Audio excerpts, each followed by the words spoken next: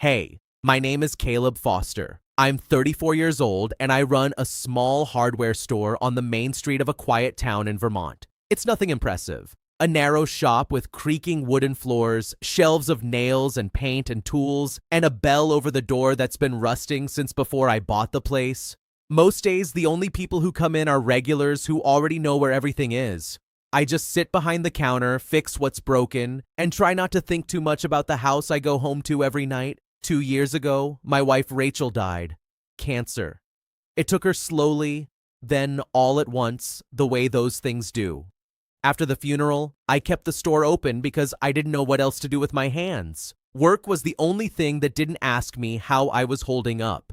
People in town stopped asking after a while too. They'd just nod at me with that soft, careful look. The one that says they don't know what to say, so they say nothing. I got used to the quiet. I told myself I'd made peace with it. That Saturday afternoon, the rain had everyone hiding indoors, and the store was empty except for the sound of water running down the gutters outside. That's when she came in. A woman about my age soaked through, holding the hands of 2 small kids while a third clung to her hip. She wasn't shopping. She was just trying to get out of the rain, and I could tell she was bracing herself to be told to leave. I let them stay. I made the kids hot cocoa from the little machine I kept in the back, the one Rachel always teased me for buying. We started talking. Her name was Hannah, and she'd moved to town a few weeks earlier after leaving a marriage she didn't want to talk about. 3 kids, no family nearby, working 2 jobs to keep a roof over their heads. She kept apologizing for taking up space, like the world had already taught her she wasn't supposed to need anything.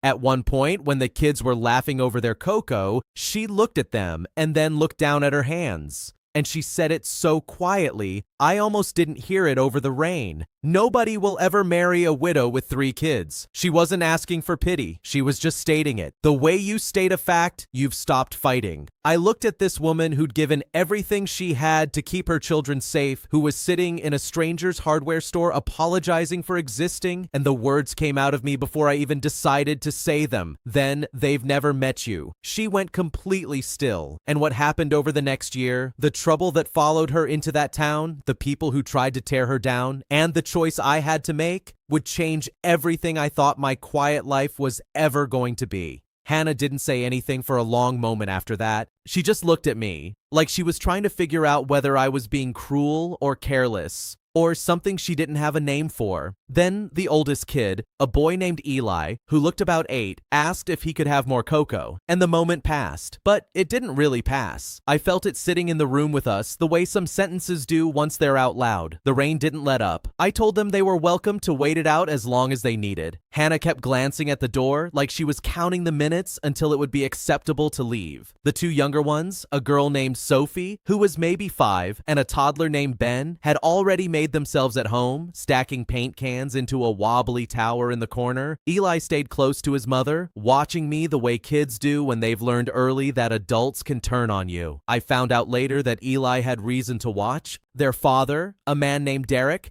hadn't been the kind of husband you leave easily. He'd been the kind you escape.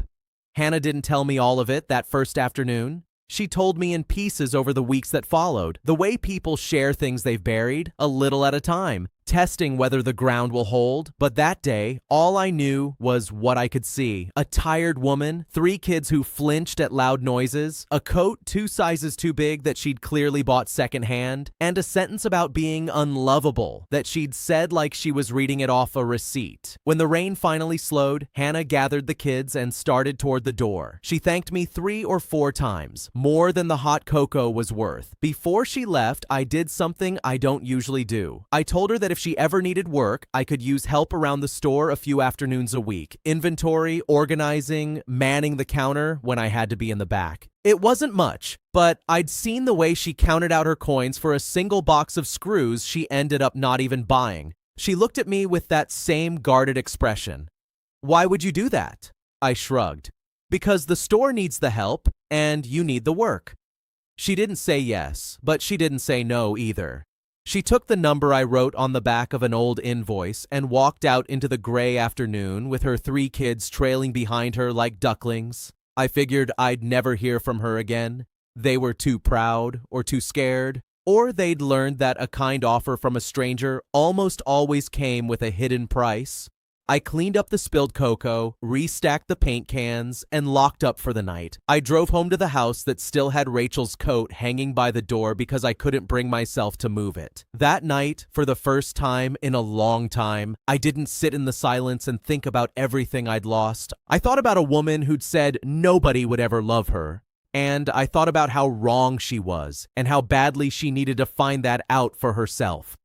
She called 3 days later. Her voice on the phone was careful, almost formal. She asked if the offer was still open. I told her it was. She asked what days, what hours, what the pay was. I told her. And I made sure to keep it businesslike because I could tell that anything that sounded like charity would make her hang up. We agreed she'd start that Thursday afternoon after she dropped the kids at school and before her evening shift at the diner across town. That first Thursday, she showed up 10 minutes early. She wore the same big coat, but underneath it she had on a clean button-up shirt that she'd clearly ironed, and her hair was pulled back neat. She walked in like she was reporting for an interview, not a job she'd already been given. I showed her around the store where everything was, how the register worked, how I tracked inventory in a beat-up notebook because I'd never gotten around to buying software. She learned fast, faster than I expected. By the end of that first afternoon, she'd reorganized the entire fastener wall, the one I'd been meaning to fix for years, sorting everything by size and type so customers could actually find what they needed. She did it without being asked.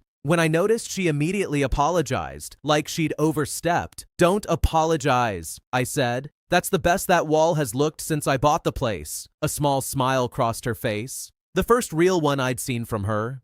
It was gone fast, but I caught it. Over the next few weeks, Hannah became part of the rhythm of the store. She'd come in on Thursdays and Saturdays, and then it became Tuesdays too, because there was always more to do than I'd realized, and she always found it. She had a way with the customers, the older ones especially.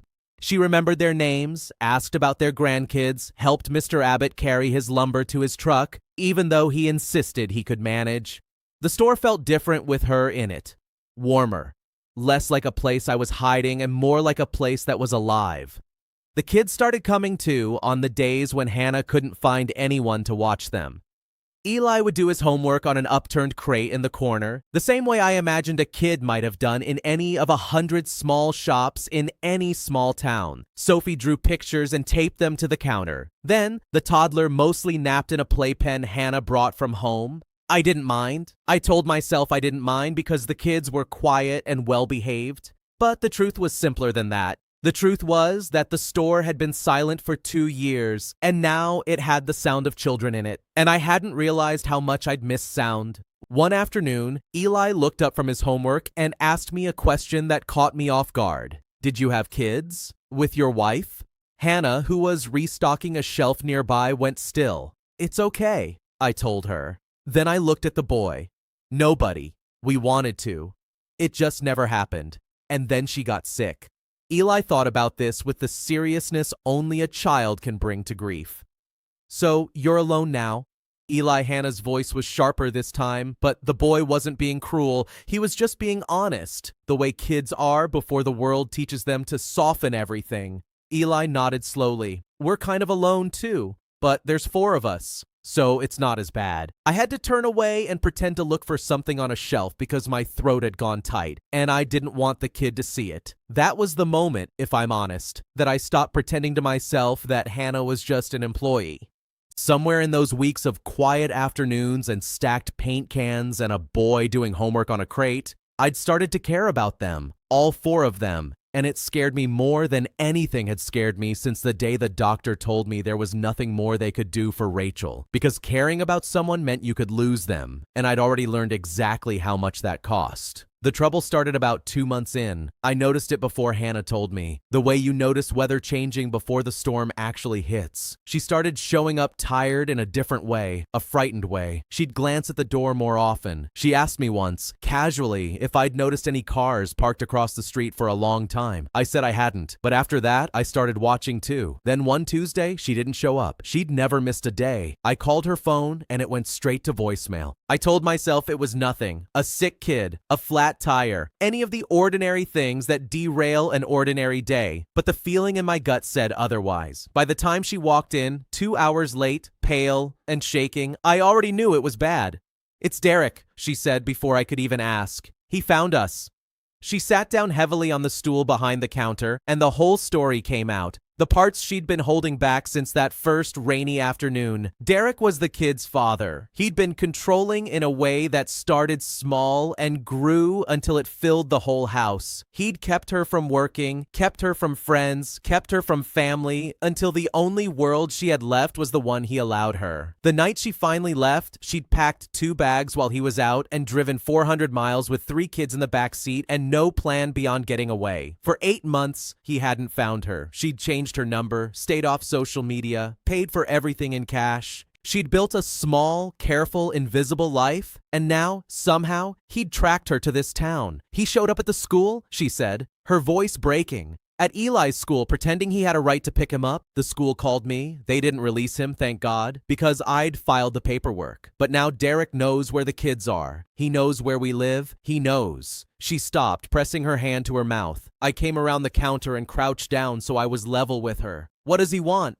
He says he wants to be a father again, but that's not what it is. He just can't stand that I left, that I'm building something without him. Men like Derek, they don't want you. They just can't stand the idea of you being free. She looked at me, eyes red. He's going to make my life hell. He's already talking about lawyers, custody, telling everyone I kidnapped his children. And I have nothing. No money for a lawyer, no proof of what he did, because he was always careful. He never left marks where they'd show. It's my word against his. And he's got money and a nice suit and a story about a crazy ex-wife who ran off with his kids. I'd heard versions of this before, not from Hannah, but from life. The way the people with money and lawyers and clean appearances could rewrite the truth until the victim looked like the villain. I'd watched it happen to a friend years ago, and I felt something hard and cold settle in my chest. Okay, I said. Then we make sure your word isn't the only thing you've got. She blinked at me. We? You think I'm gonna sit here and let some guy bully you and 3 kids out of the only safe place you found?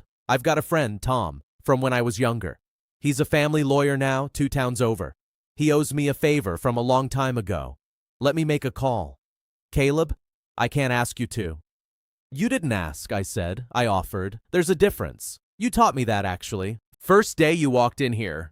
She stared at me, and I watched something war behind her eyes. The part of her that had learned never to trust a kind offer fighting against the part that was drowning and saw a hand reaching down. Why? She finally said. Why would you do all this for us? It was the same question Eli had asked, the same question she'd asked the first day, and I gave her the same answer. Because it was still true, because you need the help and I can give it. Doesn't have to be more complicated than that, but we both knew by then that it was more complicated than that. We just weren't ready to say it out loud. Tom agreed to take the case for almost nothing, the way good people sometimes do when you remind them who they used to be. He sat down with Hannah and listened to the whole thing, and then he started doing what good lawyers do. School records showing Derek had never once attended a parent meeting or a doctor's appointment. The paperwork Hannah had filed when she left documenting her reasons. Statements from a neighbor back in their old town who'd heard the shouting through the walls and had always wondered. It wasn't a lot, but it was more than nothing.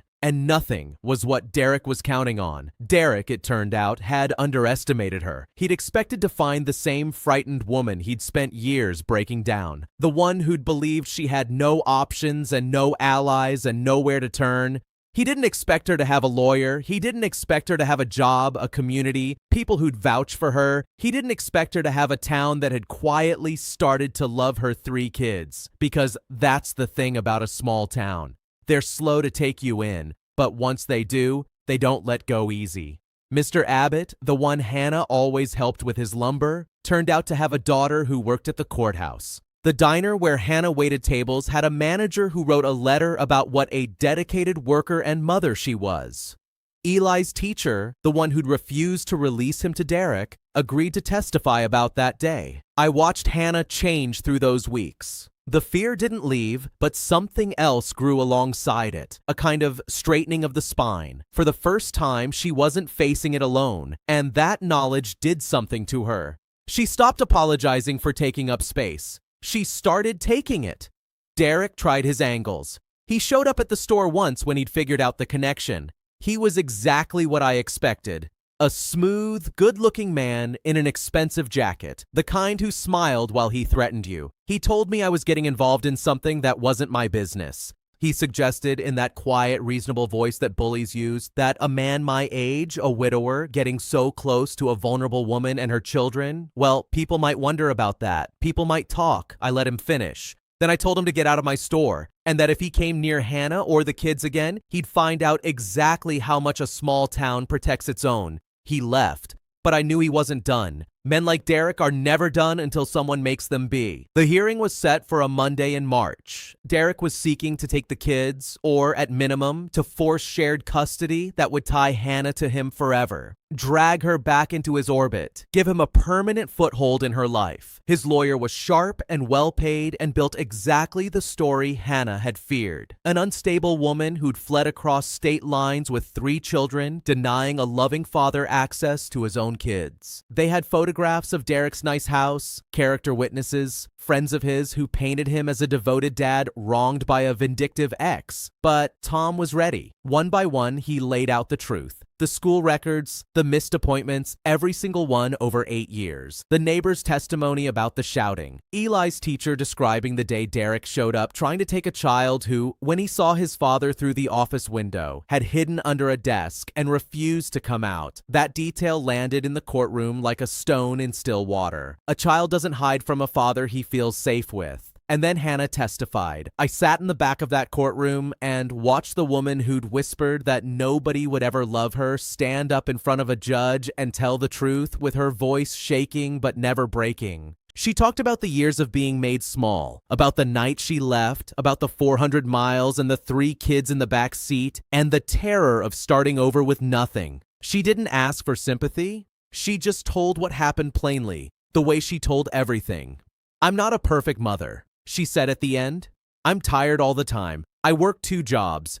My kids have eaten more cereal for dinner than I'd like to admit, but they are safe with me. They sleep through the night with me. They don't flinch at loud noises anymore, not the way they used to. I gave up everything to give them that, and I'm not going to let it be taken away because their father can afford a nicer suit than I can. The judge was quiet for a long moment after that. Derek's lawyer tried to recover, but the ground had shifted and everyone in the room could feel it. When the ruling came a week later, it was clear. Hannah was granted full custody. Derek was given supervised visitation only, contingent on completing a counseling program and an anger management course. With any contact running through the court, the judge made a point of saying on the record that the evidence suggested a pattern of behavior the court took very seriously and that the children's stability and safety came first above any parent's claim of entitlement. Hannah didn't cry when she heard it. She'd done her crying already in private in the long nights leading up to it. She just closed her eyes and let out a breath she'd been holding for, I think, about 8 months, maybe longer, maybe years. Outside the courthouse in the cold March sunlight, she turned to me. The kids were a few feet away, Eli holding Ben's hand, Sophie spinning in a circle just because she could. You did this, she said. No, I told her. You did this. I just made a phone call. You're the one who stood up in there and told the truth. You're the one who got in the car 8 months ago. You're the one who built a whole life out of nothing. I didn't save you, Hannah. You saved yourself. I just stood close enough to hand you a wrench when you needed one. She laughed and it turned into something else halfway through. And then she was crying after all, and I did the thing I'd wanted to do for weeks and hadn't let myself. And she let me. She leaned into my chest the way someone does when they've been carrying a weight alone for so long they've forgotten what it feels like to set it down. We didn't rush into anything after that. That's not how it works. Not when both of you are carrying as much as we were. She'd come out of something that had taught her to fear closeness. I'd come out of something that had taught me how much love could cost. We were careful with each other. Slow, but the store stayed full of kids and noise. Hannah kept working there, and then she became more than someone who worked there. The afternoons turned into dinners. The dinners turned into evenings where I'd help Eli with his homework while Hannah cooked.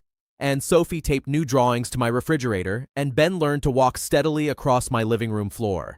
Rachel's coat, the one I couldn't move for 2 years, I finally took down. Not because I was forgetting her, because I'd finally understood she would have hated to see that house stay so silent. She'd have been the first one to make hot cocoa for 3 soaked kids on a rainy afternoon. It was almost a year to the day from that first rainstorm when I asked Hannah to marry me. I didn't do it with a big speech. I did it at the store after closing with the kids there because they were part of it. They were always going to be part of it. I told her I knew she'd once believed nobody would ever marry a widow with 3 kids. And I told her that whoever had taught her to believe that had been wrong about her in every possible way. That her 3 kids weren't baggage, weren't a reason someone would walk away. They were the best of her. They were the reason I'd fallen in love in the first place. You once told me nobody would ever marry you, I said. I told you they'd never met you. Well, I've met you now. I've met all of you and I'm not going anywhere. She said yes before I even got the ring all the way out of my pocket. Eli cheered. Sophie cried because Hannah was crying. Ben, who didn't understand any of it, clapped his little hands because everyone else seemed happy. We got married that summer in the small church at the end of Main Street. Half the town came. Mr. Abbott walked Hannah down the aisle because she had no family of her own to do it, and he said it was the proudest thing he'd done in years. Eli stood next to me as my best man, 8 years old in a borrowed suit, taking the job more seriously than anyone has ever taken anything. Tom, the lawyer, sat in the second row and pretended he didn't have something in his eye. In my vows, I told Hannah that I used to think the quiet in my house was peace. That I'd lost someone I loved and built a life so still that nothing could ever hurt me again. And then a woman walked in out of the rain with 3 kids and ruined all of it in the best way a thing can be ruined. I told her I'd spent 2 years learning how to live alone and that she'd spent 5 minutes teaching me I'd never wanted to. Hannah told me in hers that she'd come into that hardware store believing she was someone the world had used up and set aside. A widow, a single mother, a problem nobody wanted to solve, and that I'd looked at her like she was none of those things, like she was just a person worth being kind to, and that somewhere in the kindness she'd learned how to believe it about herself again. Derek never came back in the end. He did his court-mandated visits for a while, supervised, awkward, and then his interest faded the way it always does with men like him once the woman they wanted to control is truly out of reach. The kids stopped asking about him. They started, in their own time, in their own ways, calling me something else. Eli was the last to do it, because Eli had been hurt the longest and trusted the slowest. But one ordinary night, while I was helping him build a birdhouse on the workbench in the back of the store, he handed me a nail and said, "Here you go, Dad," like he'd been saying it his whole life. I had to step into the other room for a minute. Hannah found me there and didn't say anything. She just took my hand. These days, the store is the loudest, warmest place in town. People come in just to be around it. The noise of a family that almost didn't happen. Hannah runs the register and remembers everyone's name. The kids are growing up in a place where they don't flinch at loud sounds anymore. And on rainy Saturday afternoons, when the water runs down the gutters outside and the whole town is hiding indoors, I sometimes stand behind the counter and think about the day a soaked stranger walked in with 3 kids apologizing for taking up space. I think about the sentence she whispered, the one she'd said like a fact she'd stopped fighting. Nobody will ever marry a widow with 3 kids. And I think about how the truest things in life almost always start the same way. Not with some grand plan, just with a door left open, a second chance handed to someone who'd stopped believing they were allowed one, a single decision to be kind when it would have been easier to look away. She thought she was unlovable. She was the most lovable person I ever met. I didn't rescue Hannah and her kids. They rescued me right back. They walked into a house full of silence and a man full of grief, and they filled both with something I thought I'd lost for good. A reason to come home, a reason to leave the porch light on, a family I never went looking for because I'd given up believing I was still allowed to have one. And it all began with 4 words I said before I even decided to say them. Because sometimes the most important thing you'll ever do is tell someone the truth about themselves that they've forgotten how to believe. Then they've never met you. It turned out to be the truest thing I ever said.